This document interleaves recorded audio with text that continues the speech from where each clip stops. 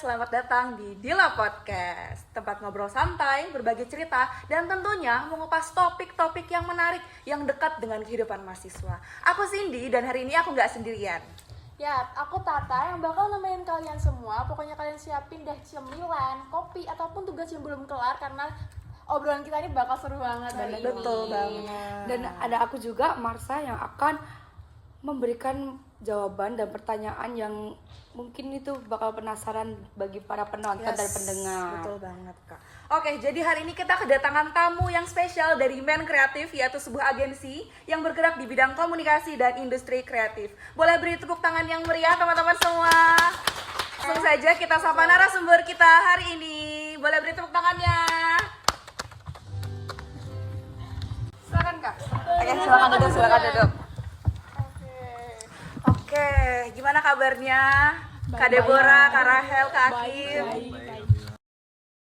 Ini seputar main kreatif ya, Kak. Ini pasti kan para pendengar dan penonton tuh pasti bakal penasaran banget apa sih itu main kreatif. Gimana sih sejarahnya, gimana sih asal mula main kreatif ini terbentuk, bisa tolong diceritakan untuk para pendengar di Dila Podcast kita, Kak. Oke, sebelumnya main kreatif itu sebenarnya adalah digital marketing dan creative agency. Kita ada kerjaan proyek-proyek dari Nah, kalau untuk sejarahnya untuk sejarahnya itu sebenarnya kalau dari segi planning itu aku nggak ada planning untuk membuat creative agency yang besar gitu. Nggak ada planning besar seperti itu. Ini tuh benar-benar muncul dari keresahan yang sederhana.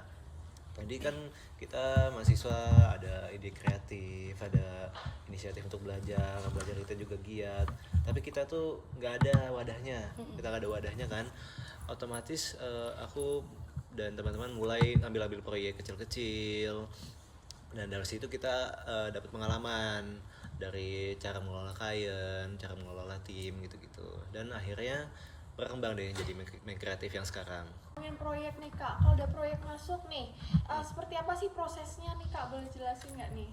Oke, biasanya kami mulai pasti intinya tuh dari komunikasi dengan klien dulu ya, karena komunikasi itu penting banget. Karena apa? Biar kita tuh tahu apa sih kebutuhan mereka, apa sih kebutuhan klien-klien gitu, agar kami juga bisa menyesuaikan gitu untuk masuk ke tahap-tahap berikutnya gitu sih. Lebih kalau setelah kebutuhan klien kami itu sudah jelas ya, kami dari pihak bagian strategi itu pastinya langsung diskusi bareng dulu, yang dimana kami di situ langsung cari ide, lalu menyusun konsep-konsepnya akan seperti apa yang kami lakukan, lalu juga menyediakan opsi A, plan A dan plan B untuk meminimalisir hal yang tidak diinginkan lah. Dan yang paling utama itu kami menentukan strateginya juga, intinya dia itu biar sesuai dengan tujuan proyek yang diinginkan klien kami ini. Main kreatif ini tuh AI ini merupakan tantangan atau hambatan dalam berproses di main kreatif apa tidak?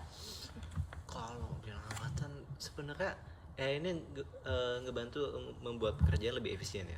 Itu kita nggak bisa singkiran. Tapi ada tapinya nih.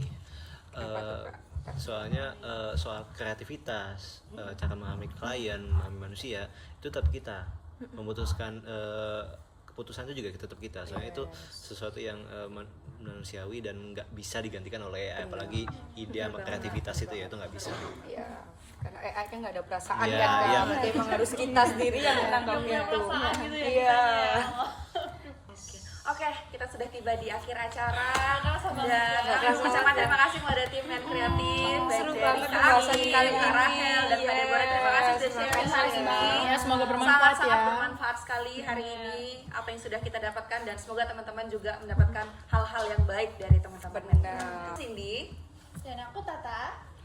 Dan seluruh tim dari Dila Podcast, kami pamit undur diri. Hanya di Dila Podcast. Ngobrol santai, insight dapat, tugas pun selamat. Bye-bye.